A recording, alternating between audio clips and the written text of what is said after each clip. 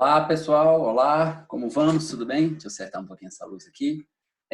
Boa tarde, meus amigos. Tudo certinho? Como sempre, estou gravando a aula previamente para aqueles alunos que não têm, que não conseguem pegar a primeira parte da aula, que é a explanação teórica, a tempo, seja porque tem alguma questão tecnológica, ou seja porque estão em deslocamento. Então, vamos começar. Pois bem, meus amigos, deixa eu só fazer um conserto aqui rapidinho, por favor, por um instante. Vou aí. Vamos começar. Só um minutinho, deixa eu voltar aqui. Bora lá. Amigos, hoje a gente vai começar a falar sobre os primeiros estudos sobre a linguagem. Vamos tentar fazer uma recapitulação rápida sobre o que é a linguagem, o histórico de formação dela como ser humano, a história dela de nos acompanhar nessa jornada que é a nossa evolução e como ela chegou aos primeiros estudos até a pragmática. Pois bem, a primeira coisa que a gente vai fazer na aula é assistir esse vídeo sobre o que é a linguagem e como a gente adquire. Então, você dá um pause aí nesse vídeo e assiste ele. Aí, galera, uma coisa que ficou bem fechada para a gente ao assistir aquele vídeo é que a linguagem ela é uma capacidade especialmente humana. Não é que outros animais não tenham linguagem, eles têm, mas eles não têm linguagem tão complexa quanto a gente. E que o ser humano, para a aquisição da linguagem, ele utiliza uma série de sistemas complexos de comunicação. E isso a gente vai ver mais profundamente na aula de hoje. Nesse sentido, então, a linguagem é a instância específica de um sistema de comunicação completo. Existe um sistema de comunicação composto por diversas variáveis e a instância que significa esse processo é especificamente a linguagem.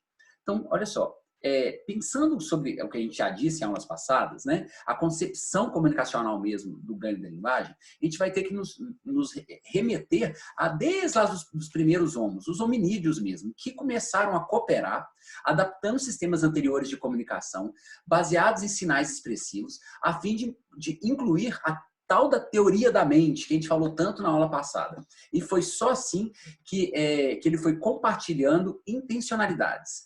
A linguagem, ela acabou sendo processada em vários locais diferentes do cérebro humano, mas especificamente numa área que se chamou de Broca e uma outra que se chama área de Wernicke. São dois lugares específicos no cérebro que os neurocientistas dizem que é específico para o desenvolvimento da linguagem. Em aulas anteriores, a gente viu quais foram os fenômenos antropológicos, culturais, sociais, que fizeram com que o cérebro humano se desenvolvesse para chegar até o desenvolvimento dessas áreas específicas da linguagem. Não vou retomar isso nessa aula de hoje.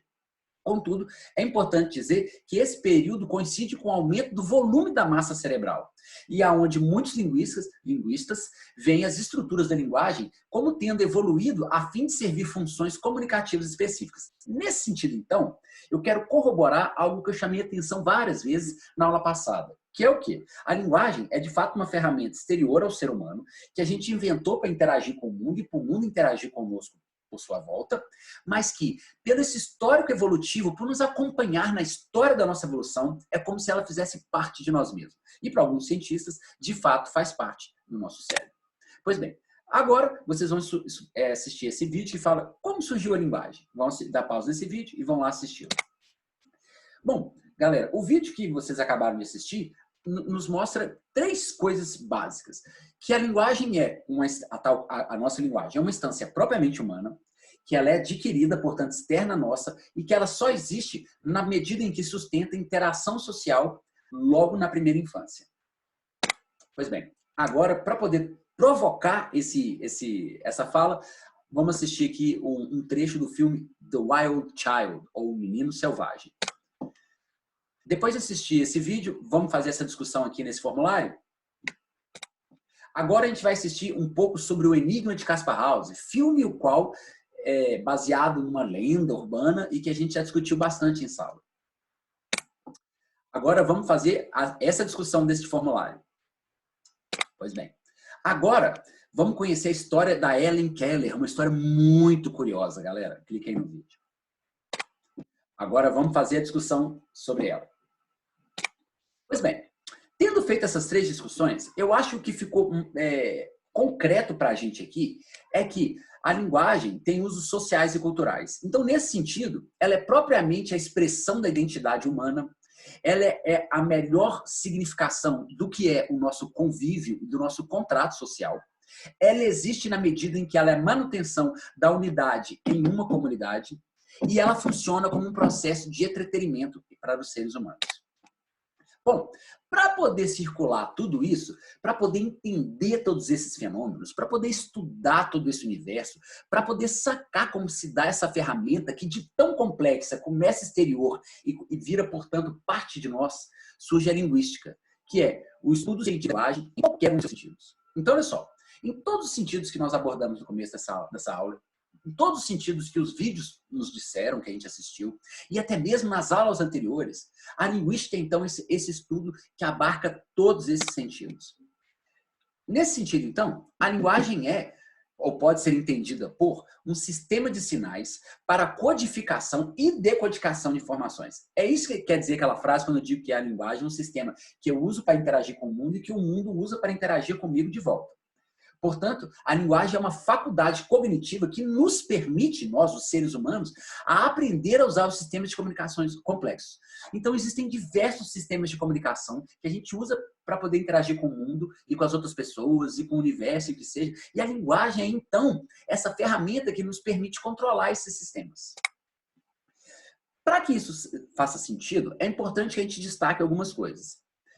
Para a linguagem ser, então, essa ferramenta que nos ajuda a utilizar todos os sistemas complexos de comunicação, a gente tem que pensar ela em três perspectivas. Primeiro, que ela é um processo de semiose,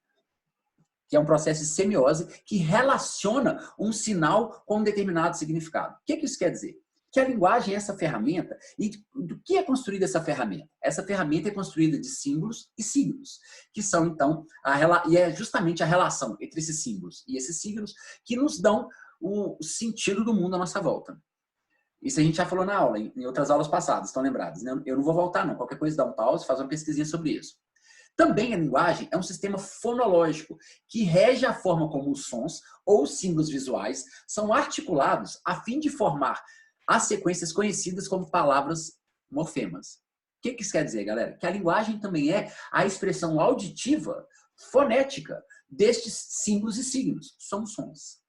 E por último, que a linguagem é também um sistema sintático, que rege a forma como as palavras e os morfemas são utilizados a fim de formar frases e enunciados. Então se dá nesse sentido aqui, galera. A linguagem, ela é uma semiose, que é a relação entre um signo e o seu significado. Ela é também a expressão fonética, auditiva desse símbolo, desse significado. E ela também é a regra que organiza esses fonemas e esses processos de semiose. Nesse sentido, então, a linguagem só pode ser percebida, enquanto esse arcabouço de questões que eu acabei de falar, como um sistema que evolui e se diversifica ao longo do tempo conosco. Olha só o que eu quero dizer. As línguas não vão mudando conforme passa o tempo, e também não vão mudando a própria gramática que organiza essa língua com o passar do tempo, e muitas vezes essas mudanças têm relação uma com a outra. Como que era a gramática lá em 1500? Como é a gramática hoje?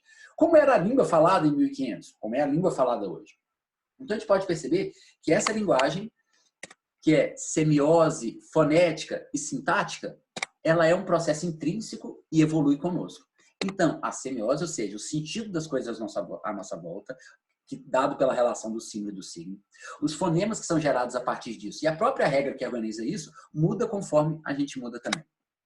Portanto, a realidade, já que a linguagem é o que muda, ajuda a gente a moldar o mundo à nossa volta, existem outras questões, mas ela é um desses processos, e se a linguagem, então, ela é variável, ela evolui, isso quer dizer que a própria realidade é essencialmente variável. Pois não há formas de falar intrinsecamente erradas, ou também não há um mundo intrinsecamente errado. Nessa perspectiva da linguagem enquanto filtro do que é o mundo à nossa volta, a noção de certo e errado tem origem na própria sociedade e não na língua. Pois bem, essa é uma perspectiva de pensar a linguagem numa lógica universalizante. E aqui a gente já está entrando mais num processo onde a gente está dizendo da linguagem como um fenômeno não só que acompanha a gente, mas como esse processo de reestruturação dos próprios sistemas linguísticos e, então, um prato cheio para a própria academia ou para a ciência, eu diria. Aqui, eu estou querendo chamar a atenção para a característica da linguagem tida como uma faculdade mental, que nos permite, nós, os seres humanos, a realizar qualquer tipo de comportamento linguístico. Como assim? Aprender línguas, produzir e compreender enunciados, Aqui a gente está falando da linguagem numa perspectiva cognitiva, quase neurolinguística mesmo. A linguagem, contudo, ela é universalizante e ela está em todos os seres, que é o que eu já chamei a atenção em várias aulas passadas. Ela tem base biológica para estar não só nos seres humanos, mas em vários outros seres. Mas como chamou a atenção o Noam Chomsky, autor também que já vimos em aulas passadas, o ser humano tem uma propensão inata no cérebro, que são aquelas duas regiões que eu comentei lá atrás, para que essa linguagem se desenvolva em maior qualidade, maior potência do que em outros animais. Pois bem, e a essa linguagem, que ela é uma faculdade mental, ou seja, que ela é algo externo a nós, mas que ao mesmo tempo faz parte de nós, para entender essa linguagem, que é uma ferramenta, mas que também é parte de nós, que é universalizante, mas que evolui conosco, que ajuda a gente a formar a realidade à nossa volta, mas que é também constituída de um processo organizatório, tanto da fonologia quanto da sintaxe. Para entender essa linguagem, a gente tem que entender a filosofia dela, a filosofia da linguagem. Assistam esse vídeo aí.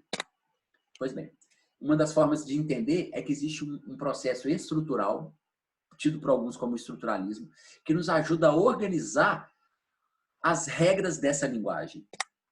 Aqui, a gente está falando da linguagem como um sistema formal, de signos e regras, que combinadas geram significados. Para pensar.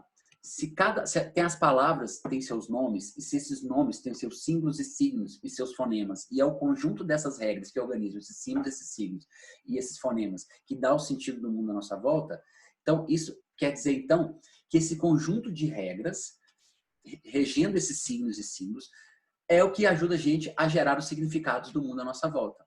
Portanto, na visão estruturalista, muito produzida pelo Saussure e pelo próprio Noam Chomsky, a linguagem é um conjunto particular de frases e regras que podem ser geradas a partir... Perdão, repetindo. É um conjunto de palavras que podem ser geradas a partir de um determinado conjunto de regras. Aqui o que a gente... Perdão, viu, gente, pela engasgada. Aqui o que a gente está dizendo efetivamente é que existe, dentro dessa lógica estruturalista, de estruturar, de organizar, de dar regra, uma lógica formal na semiose, na gramática formal e na gramática descritiva.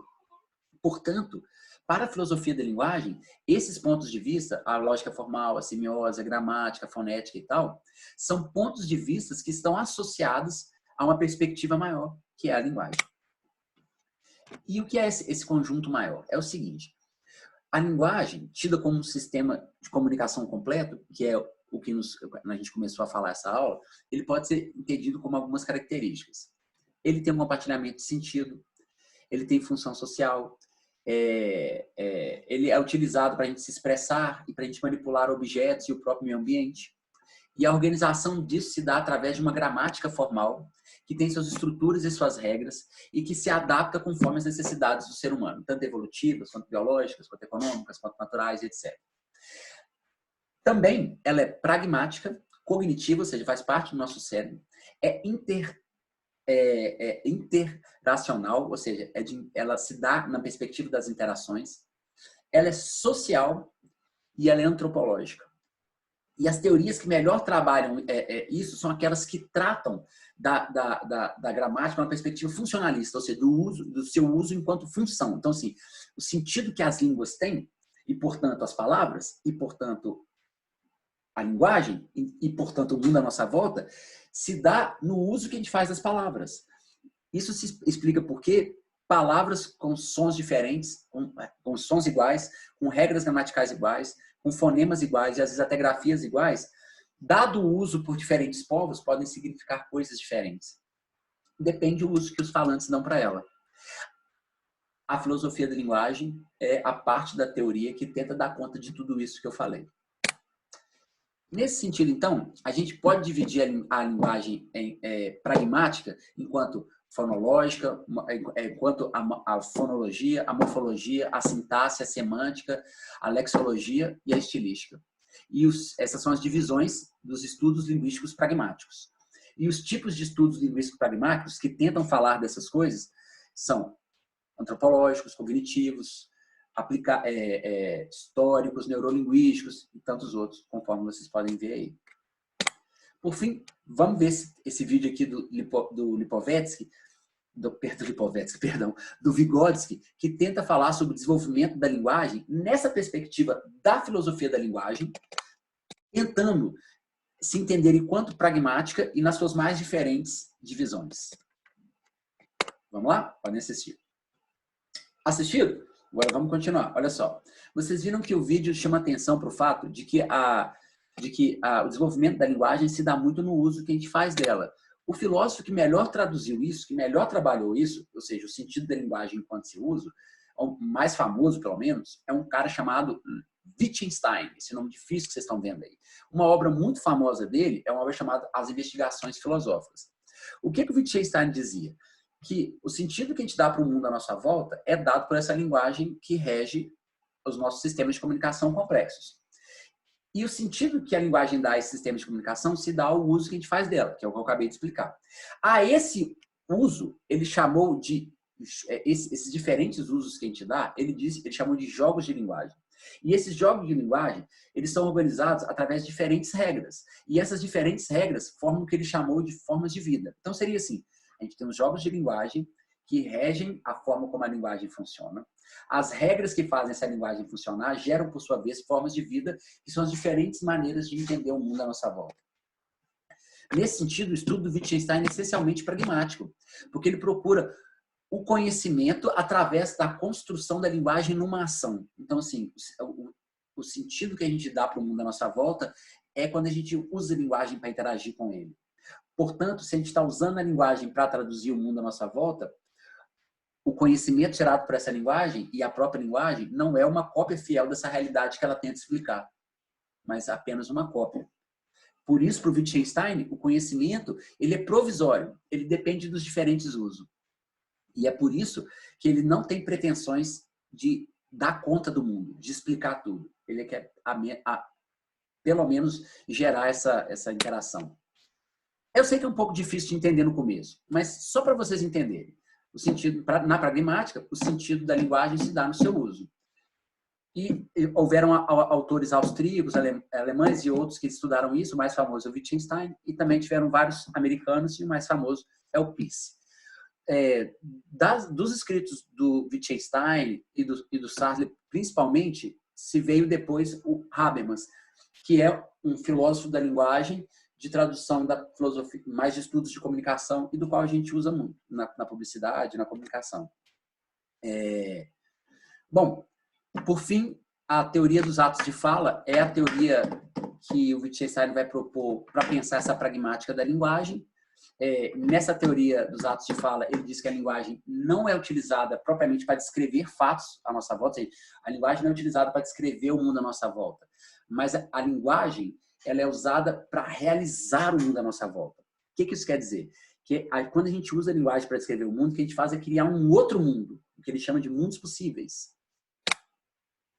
Complicadaço, né? Mas vamos tentar traduzir com um videozinho? Vamos assistir esse vídeo aqui que fala sobre a pragmática da linguagem, nessa perspectiva bem wittgensteiniana, para a gente ver o que vai dar?